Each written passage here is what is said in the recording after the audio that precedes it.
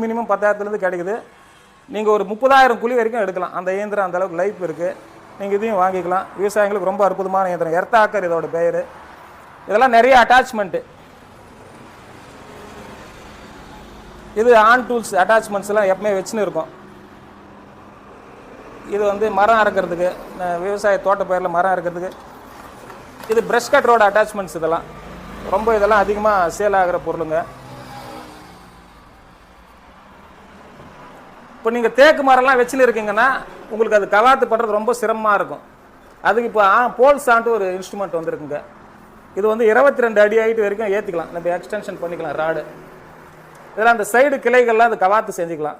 இதுதான் நிறைய அதிகமாக விவசாயிகளுக்கு விற்றுன்னு இருக்கிறோம்.